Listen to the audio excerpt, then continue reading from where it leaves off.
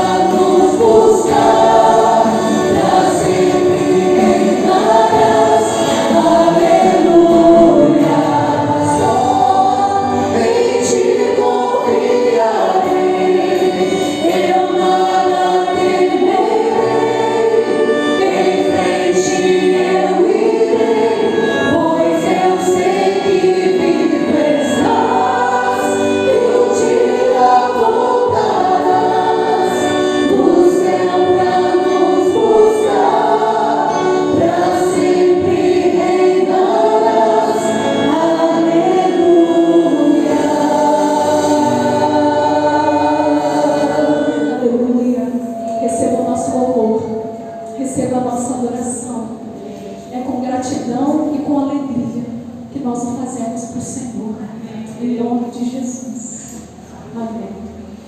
Os irmãos podem se sentar.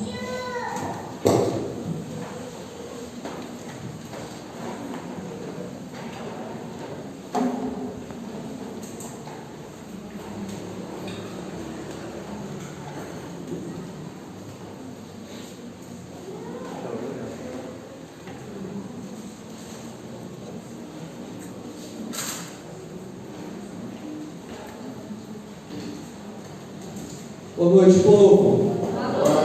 Nossa, que boa noite, Michuru. Boa noite, povo. Graça, paz, misericórdia do Senhor seja abundante sobre a nossa vida, sobre o povo do Senhor reunido em Cristo Jesus. Amém. Amém. Abra sua Bíblia, por gentileza, no livro do profeta Isaías, capítulo 9. Livro do profeta Isaías, capítulo 9. Nós vamos ler do versículo 1 até o versículo 7.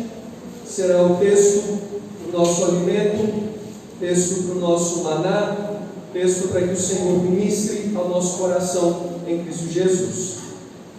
Livro do profeta Isaías, capítulo 9, do verso 1 até o verso 7. Você vai acompanhar alguns versos e em outros você vai ler juntamente comigo. Livro do profeta Isaías, capítulo 9, de 1 a 7. Acompanhe a leitura por gentileza. Mas para a terra que estava aflita, não continuará a obscuridade. Deus, nos primeiros tempos, tornou desprezível a terra de Zebulon e a terra de Naftali. Mas, leia comigo, nos últimos tornará glorioso o caminho do mar, além do Jordão, Galiléia dos gentios. O povo que andava em trevas viu grande luz, e aos que viviam na região da sombra da morte resplandeceu-lhes a luz. Tens multiplicado este povo, a alegria lhe aumentaste. Alegrem-se eles diante de ti, como se alegram na ceifa, e como exultam quando repartem os despojos. Porque tu quebrastes o jugo que pesava sobre eles, a vara que lhes feria os ombros, e o cetro do seu opressor, como no dia dos midianitas. Porque toda bota com que anda o guerreiro no tumulto da batalha, e toda veste revolvida em sangue, serão queimadas, servirão de pasto ao fogo. Leia comigo 6 e 7. Porque um menino nos nasceu, um filho se nos deu, o governo está sobre os seus ombros, e o seu nome será Maravilhoso Conselheiro, Deus Forte, Pai da Eternidade, Príncipe da Paz. Para que se aumente o seu governo e venha a paz sem fim sobre o trono de Davi e sobre o seu reino, para o estabelecer e o firmar mediante o juízo e a justiça, desde agora e para sempre. Preste atenção: o zelo do Senhor dos exércitos fará isso. Feche os seus olhos, lê, erga a voz, tire sua máscara por gentileza, erga a sua voz e clame para que o Espírito ministre ao nosso coração em Cristo Jesus.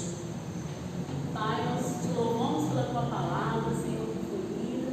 Te louvamos, ó Pai, porque é milenar, é uma palavra escrita há tanto tempo, Senhor, e agora nós podemos viver dela, Senhor. Que o teu Espírito, ó Pai, passeie entre nós, que o Senhor nos pastor como um canal, que o Senhor venha falar através da tua palavra e venha atingir o coração da tua igreja, Senhor. É o que pedimos e já agradecemos no nome do teu Filho. Amém. Livro do profeta Isaías tem sido o nosso instrumento para meditação já há alguns domingos. Isaías carrega uma mensagem no seu nome. Isaías significa Jeová é salvação. Antes do povo ser conduzido ao cativeiro por causa da rebeldia, por causa da insensibilidade, por causa da dureza do coração, Deus levantou o profeta Isaías como boca no meio de uma geração completamente endurecida por causa do pecado. A visão de Isaías em Isaías 6 é: eu vi o Senhor assentado no alto e sublime trono, O rei Uzias estava morto. Aqui na terra o trono estava vazio, mas no reino celestial, nos céus, o trono do Senhor permanecia preenchido. Por isso a visão que Deus dá a Isaías é: Uzias está morto, mas no alto e sublime trono permanece o Senhor. Ao mesmo tempo, o Senhor está no meio do seu povo, porque Isaías 6 declara que as abas das suas vestes enchiam, tomavam o templo. Dessa maneira, Isaías capítulo 7, no versículo de número 14 diz: o Senhor mesmo vos dará um sinal, eis que a virgem conceberá e dará à luz um filho e lhe chamará Emanuel. Ele não apenas está assentado no trono, mas há tantos anos atrás o Verbo se encarnou, habitou entre nós cheio de graça e de verdade, e vimos a sua glória, glória como do unigênito do Pai. Não mais fisicamente no meio do seu povo, da sua igreja, mas sendo ele o Emanuel, o Deus conosco, ele permanece no arraial, ele permanece no meio da igreja. Diz a linguagem de Apocalipse que o candeeiro, o Espírito do Senhor, é aquele que passeia, que vive no meio do povo do Senhor, de maneira que nós somos habitação, morada e templo do Espírito Santo do Senhor. Entretanto, antes que tudo isso acontecesse, o reino de Judá, as duas tribos do reino sul seriam destruídas, devastadas e arruinadas. O Senhor permitiria que o império assírio entrasse em Jerusalém e devastasse todo aquele lugar.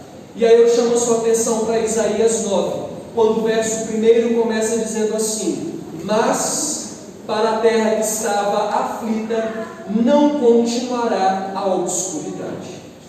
Dentro disso daí, eu queria que você refletisse comigo nessa noite. O Emanuel não está apenas conosco, mas o Emanuel é o Deus que intervém na nossa história. Você não precisa gravar toda essa sentença, mas eu queria que você declarasse que o Emanuel intervém na sua história. O Emanuel, vamos juntos? Intervém na minha história. Nossa, vocês estão bem borocochô. 1, 2, 3 e... o Emanuel intervém na minha história. O Emanuel não está apenas conosco, o Emanuel não está apenas no coração do povo do Senhor, da sua igreja, mas o Emanuel, o Deus conosco, é o Deus, como dissemos na terça-feira em Isaías 12, é o Deus que nos consola, é o Deus que nos visita, é o Deus que intervém na história do seu povo e da sua igreja. E a prova disso é quando o primeiro verso de Isaías 9 diz assim: mas para a terra que estava aflita não continuará a obscuridade. E aí eu chamo a sua atenção para a repetição desse texto, quando no verso 1 e no verso 2 diz: a terra que estava aflita não continuará obscura. No verso de número 2 diz: o povo que andava em trevas viu grande luz, e aos que viviam na região da sombra da morte resplandeceu-lhes a luz. Se o Emanuel não apenas está conosco, mas ele intervém na nossa história, a primeira coisa que eu consigo enxergar dentro do verso 1 e do verso 2 é que o Emanuel, o nosso Deus, é o Deus que restaura, é o Deus que faz o impossível, é o Deus que traz luz, é o Deus que traz direção, é o Deus que traz norte à nossa caminhada, é o Deus que ministra vida ao vale de ossos secos. Por isso o apóstolo Paulo, em Efésios 2, versículo 1, ele diz assim: mas vocês estavam mortos em delitos e pecados, ele vos deu vida. Quando vocês estavam mortos em delitos e pecados, foi o Senhor quem vos deu vida. E aí eu chamo a sua atenção, porque o texto diz: as duas terras, Zebulon e Naftali. E aí Isaías diz exatamente Zebulon e Naftali, porque quando o império assírio veio para destruir a região da Galileia, quando o rei assírio, o império assírio se levantou contra o povo do Senhor, as duas primeiras terras que foram destruídas foram exatamente Zebulon e Naftali. Deixe Isaías marcado e abra rapidamente comigo no Evangelho de Mateus, capítulo 4. Evangelho de Mateus, capítulo 4. Isaías 9 declara de que as terras, ou a terra que estava aflita, a terra que estava em obscuridade, a terra que imperava trevas, as terras que andavam sobre a sombra da morte. O profeta Isaías declara de que a obscuridade não será contínua sobre esse povo. O Senhor tornará glorioso a jornada desse povo. O Senhor trará luz. O Senhor resplandecerá a sua luz. Em Mateus 4, versos 15 e 16. Vamos juntos? Mateus 4, 15 e 16. Terra de Zebulon, terra de Naftali, caminho do mar, além do Jordão, Galiléia dos gentios.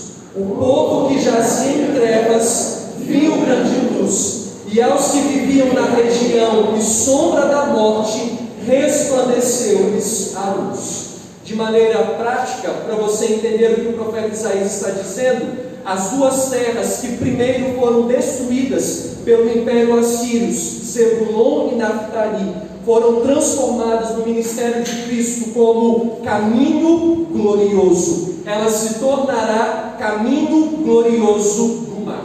Se você observar o ministério de Cristo em 3 anos, a maior parte da caminhada de Cristo acontece exatamente em Cafarnaum, entre os gentios, o lugar em que residiam as pessoas das terras de Zebulon e de Naftali.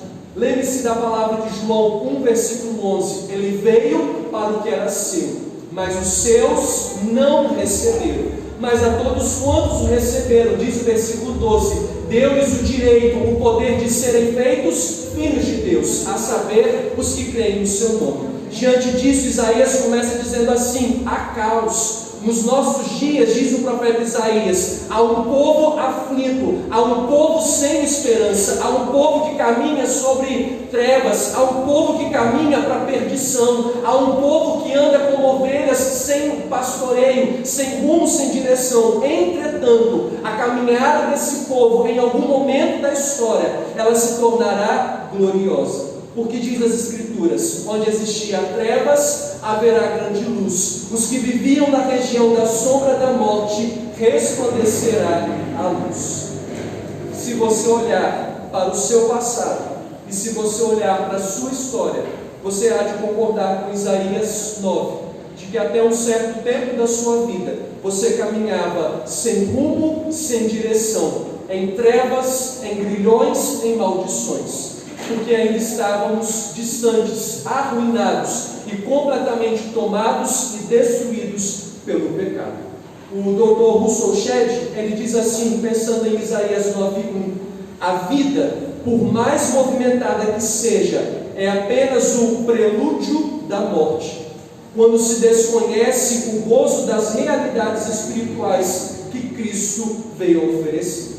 Dr. Russell Shedd declara de que a sua vida, de que a minha vida, de que a nossa vida, ela só encontra realmente propósito. A gente só entende o sentido da vida quando realmente resplandece a luz diante dos nossos olhos. Apóstolo Paulo, antes Saulo, ele era um fariseu, ele era um grande observador da lei, ele era rigorosamente alguém que vivia em função da lei.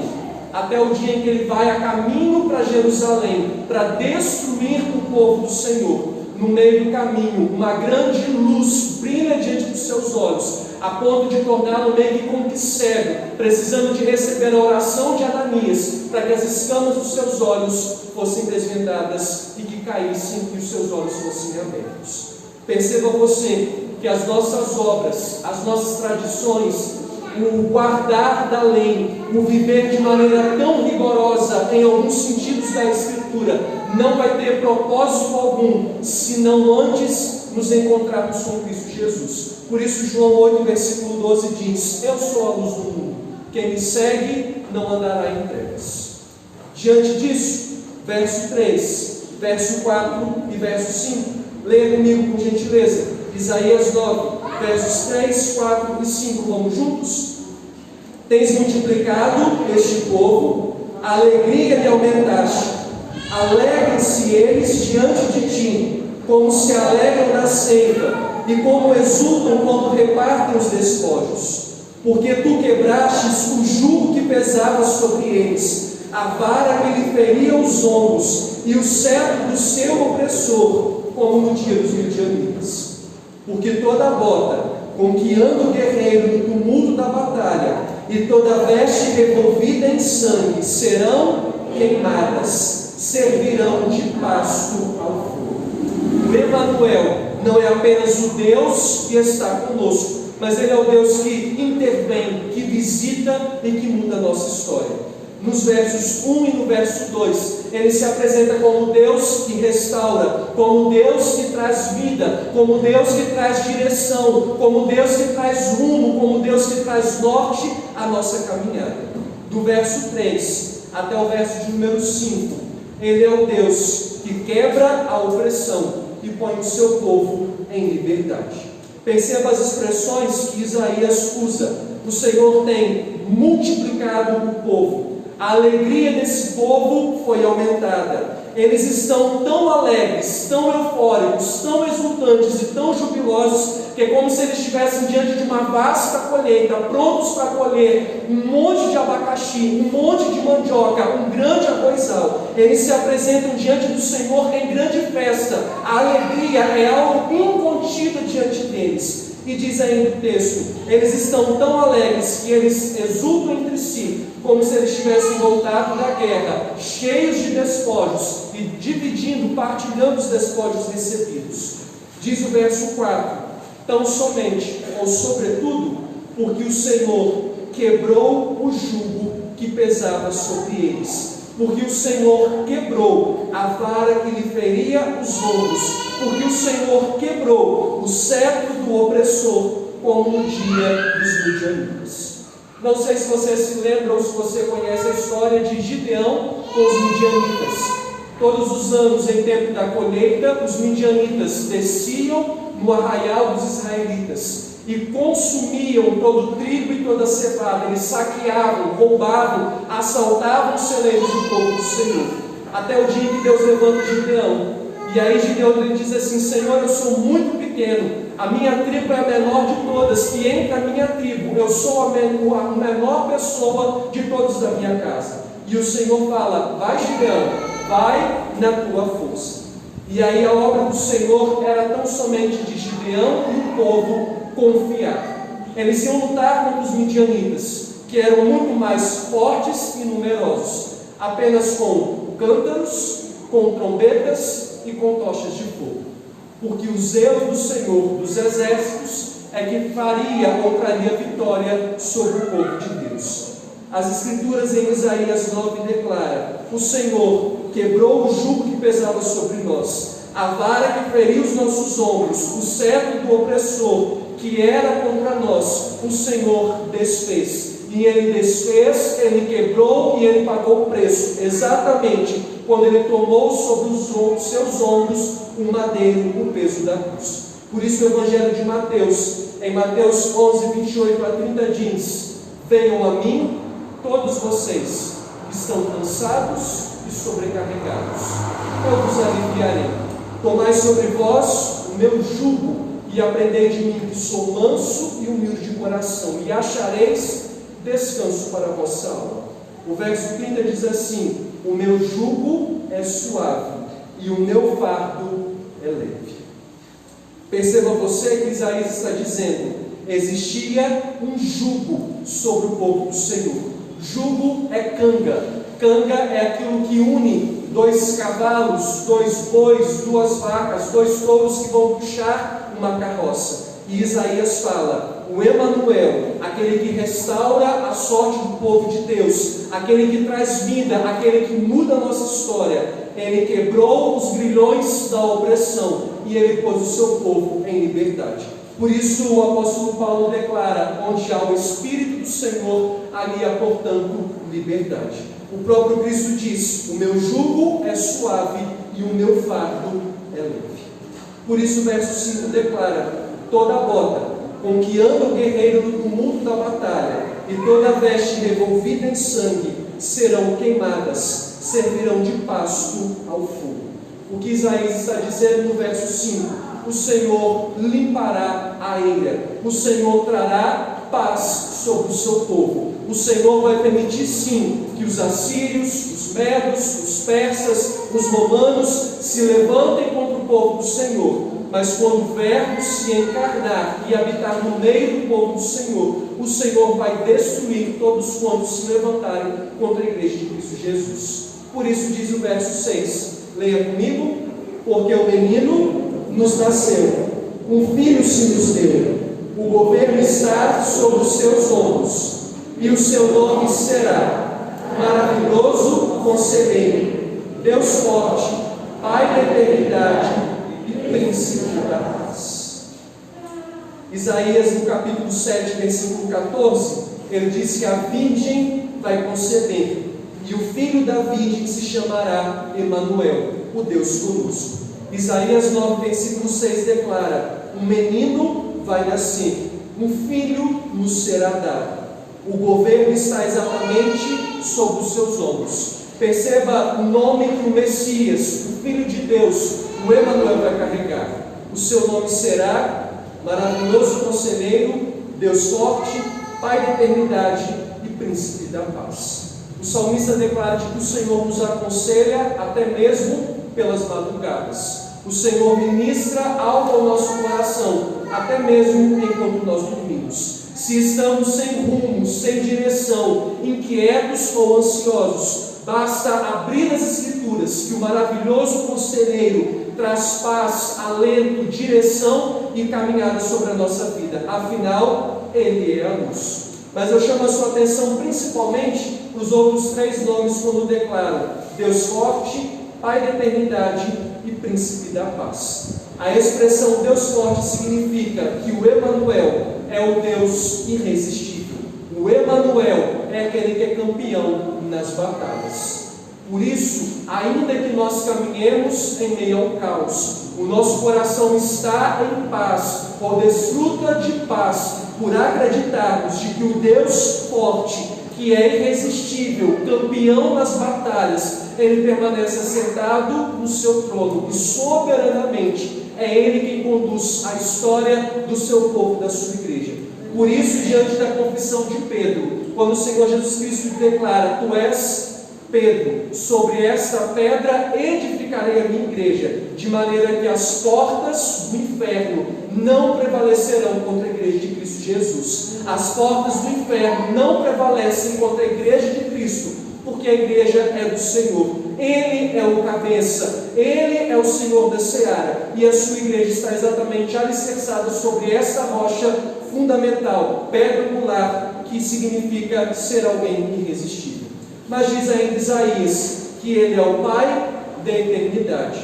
Ele não é apenas o Senhor da eternidade, Ele não é apenas o Deus que controla o tempo, mas Ele também é o autor da vida eterna. Por isso João 3, versículo 16 declara: porque Deus amou o mundo de tal maneira, Ele deu seu Filho unigênito, para que todo aquele que nele crê não pereça, mas tenha a vida eterna. Ele não é apenas o Deus eterno, aquele que não tem início e nem fim, mas Ele é o Deus que traz vida eterna ao seu povo. Afinal de contas, Ele quebrou o jugo que pesava sobre nós, Ele quebrou os grilhões, Ele quebrou as maldições, e ao nos amar com amor eterno, ao nos atrair para si com sua benignidade, Ele gera em nós a eternidade.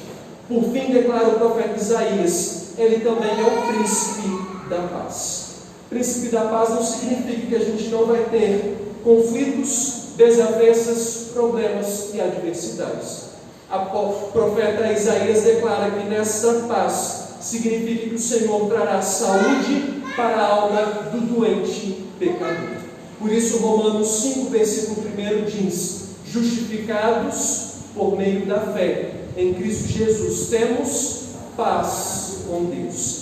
A paz que temos não significa que nós estamos isentos de tribulações ou de adversidades. Significa desfrutar de um bem-estar, mesmo quando nós caminhamos no deserto, pela segurança que nós temos que o Emanuel está no meio do seu povo. Muito mais do que isso, O castigo que nos traz a paz que estava sobre ele, pelas suas pisaduras nós fomos sarados. Se os nossos pecados é que faziam separação entre nós e o nosso Deus, e se Ele é o príncipe da paz, se Ele nos perdoou com seu sangue, agora nós não somos mais inimigos do Senhor, fomos reconciliados, temos paz com Deus por meio de Cristo Jesus. Perceba você que Isaías 9 termina a profecia no verso 7, dizendo que o zelo do Senhor dos exércitos é que fará isso. Pela graça somos salvos, mediante a fé. A fé não vem de vocês, ela é um dom de Deus. Estávamos mortos em delitos e pecados, mas Ele nos deu vida por meio de Cristo Jesus. O jugo que pesava sobre nós, o castigo, os grilhões e as maldições, todo tipo de opressão já foi perdoado, cancelado e apagado, porque o Verbo se fez carne, habitou entre nós, derramou sangue, e o sangue de Cristo é suficiente para purificar o povo do Senhor, que é o seu rebanho. Por fim, aquele que nasceu entre nós como menino, ou que foi dado como filho entre nós, é o Deus que se mantém no trono, e ao reger a história da sua igreja e do seu povo. Ele é o maravilhoso conselheiro, Ele é o Deus irresistível, Ele não é apenas eterno, mas Ele também nos fez ser eternos pela salvação de Cristo Jesus, e ao mesmo tempo, Ele traz paz ao coração do pecador. Por isso Paulo declara, não por obras, para que ninguém se glorie. O zelo do Senhor dos exércitos é que fará isso. Somos salvos por causa dele e para ele. Somos salvos por causa do seu sangue e tão apenas por causa do seu sangue. Pelo seu sangue fomos feitos novas criaturas em Cristo Jesus, de maneira que as coisas velhas se passaram, eis que tudo se fez novo. E ao se fazer tudo novo, temos agora perfeita e plena paz com o Senhor em Cristo Jesus. Miriam, por gentileza, erga sua voz e clama ao Senhor.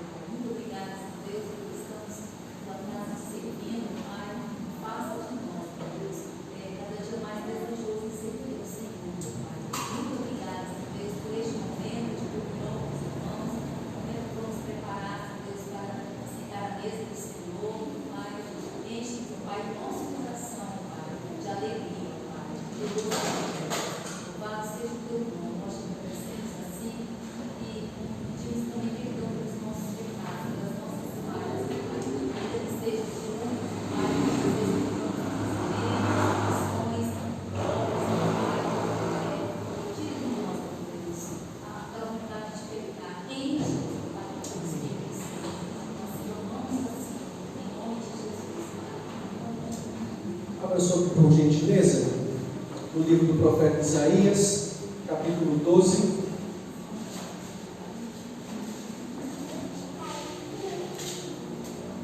Livro do profeta Isaías, capítulo 12. Você vai ler comigo apenas o verso 1, 2 e 3. Livro do profeta Isaías, capítulo 12, apenas os versos 1, 2 e 3.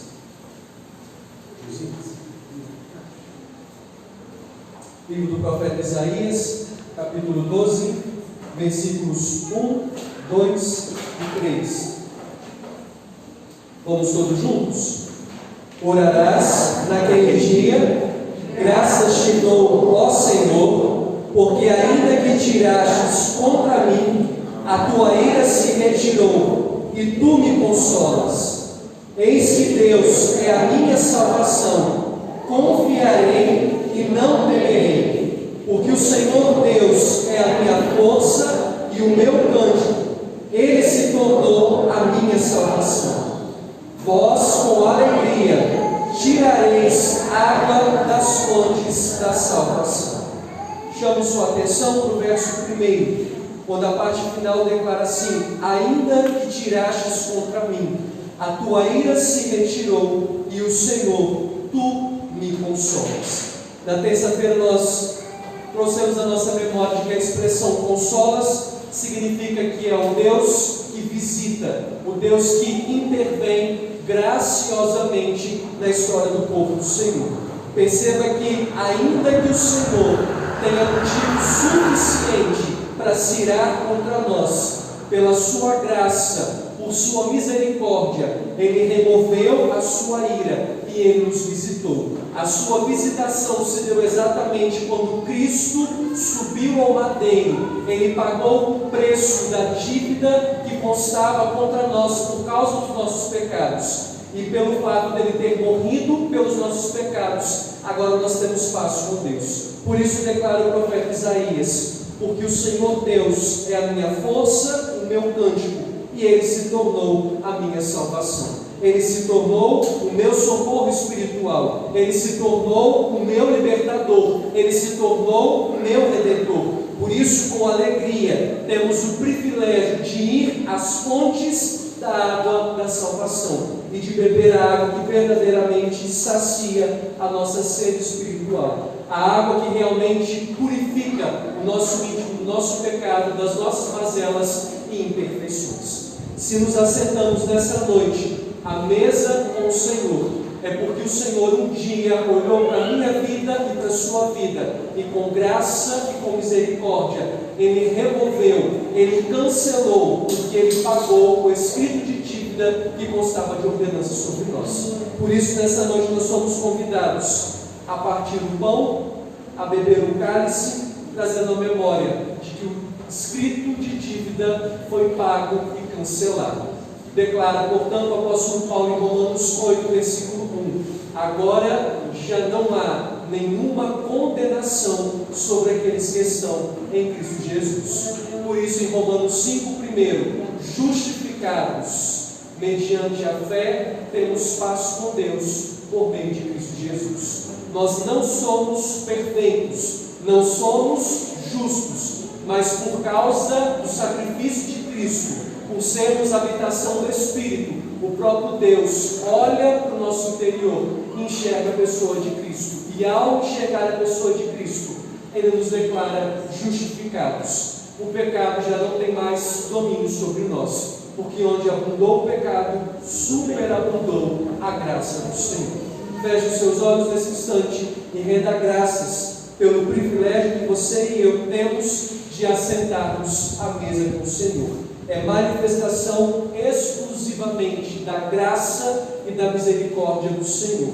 Por mais que tentemos ser bons e, entre aspas, perfeitos, estamos longe de alcançar um padrão perfeito, um padrão da varonilidade, da estatura de Cristo Jesus, como declara o apóstolo Paulo em Efésios. Por isso, pela graça, tão somente pela graça, que nos assentamos à mesa com o Senhor. Pai, no nome de Jesus, receba a nossa gratidão e o nosso louvor pelo privilégio que o Senhor nos dá nesse instante e o convite que o Senhor nos faz de assentarmos à mesa com o Senhor. Obrigado, nós reconhecemos que não é algo por mérito, é tão somente pela graça e pela misericórdia do Senhor sobre a nossa vida em Cristo Jesus.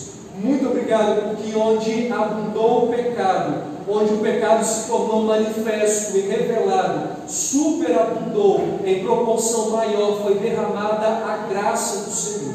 Obrigado porque por esta graça nós somos salvos mediante a fé. Por esta razão nós temos paz com o Senhor. Em nome de Jesus, pela graça do Senhor, queremos nos assentar nessa noite e ao comermos o pão e bebermos o cálice contigo, queremos ser vivificados, renovados, restaurados e fortalecidos pelo Teu Espírito que habita no meio do povo do Senhor. Te agradecemos por esse tempo de comunhão com o Senhor e oramos a Ti, em nome de Jesus. Amém e amém. Os que forem participar nesse instante da celebração da ceia, por gentileza, fiquem de pé. Nós sempre trazemos à nossa memória o escrito do apóstolo Paulo, que é um clássico aos Coríntios, quando ele declara: tomai, comei o pão e bebei o cálice, façam isso em memória de mim. Todas as vezes que nós comemos o pão e bebemos o cálice, nós anunciamos a morte do Senhor até que Ele venha. Mas assim como a Páscoa era necessária comer com vigilância, com discernimento do que era aquele ritual, do que era aquele memorial, o apóstolo Paulo declara: examine-se o homem a si mesmo. Olhe o homem para dentro de si.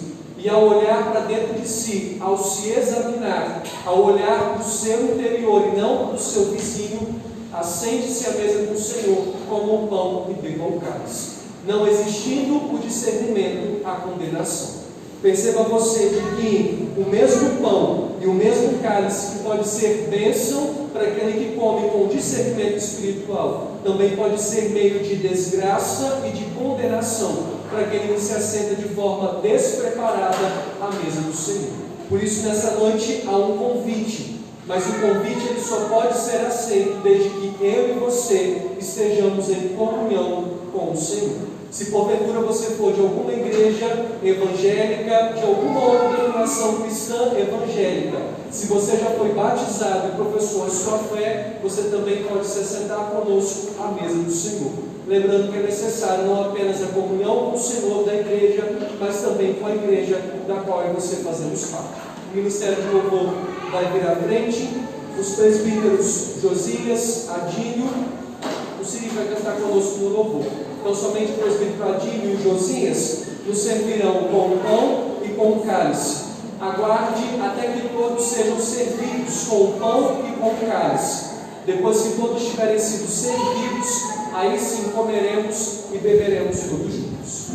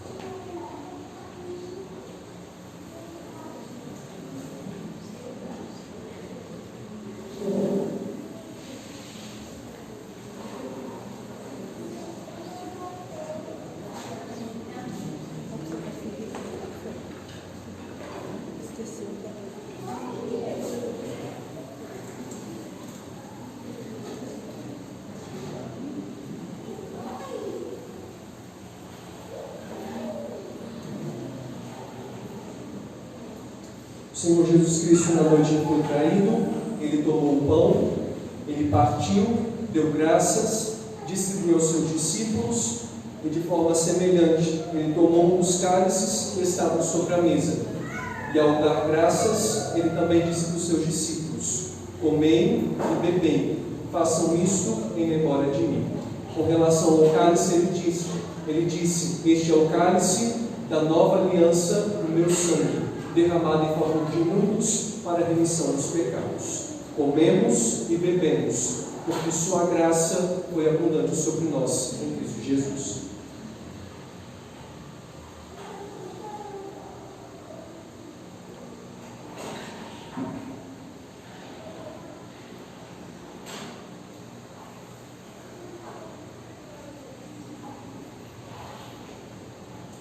Ó Deus, em nome de Jesus, receba a nossa gratidão e o nosso louvor pelo privilégio que o Senhor nos dá de assentarmos à mesa contigo, comendo pão, bebendo cálice, dando graças mesmo pelo favor da graça do Senhor sobre nós em Cristo Jesus.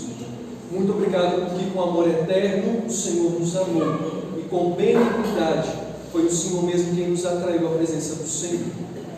Obrigado porque agora não há nenhuma condenação, porque nós somos salvos por meio de Cristo Jesus. Receba a honra, a glória e o louvor. Como disse João Batista, eis o Cordeiro de Deus que tira o pecado do mundo. Ao Deus que é Pai, que é Filho, mas que também é o Espírito, seja a honra, a glória e o louvor pelo perdão, a bênção da salvação e a vida eterna que nos é proposta em Cristo Jesus. Amém. Fique de pé, se você está assentado, fique de pé juntamente com o seu irmão. Eu ia falar para vocês darem as mãos, mas não pode, esqueci. Feche os seus olhos, nós vamos orar, dando graças pelo nosso ajuntamento. Carol é a Mentrix. Carol veio de folga hoje porque ela estava de plantão, não trouxe nem a pasta dela hoje para trocar o Mentrix para a gente. Domingo que vem a gente vai fora, então, Carol. Feche os seus olhos e a gente vai orar nesse instante, dando graças e ao mesmo tempo invocando a bênção do favor do Senhor sobre a nossa semana. Vou pedir a Eliana, mesmo aí no fundinho, tire a máscara para a gente te ouvir e clame para que o Senhor nos abençoe ao longo dessa semana.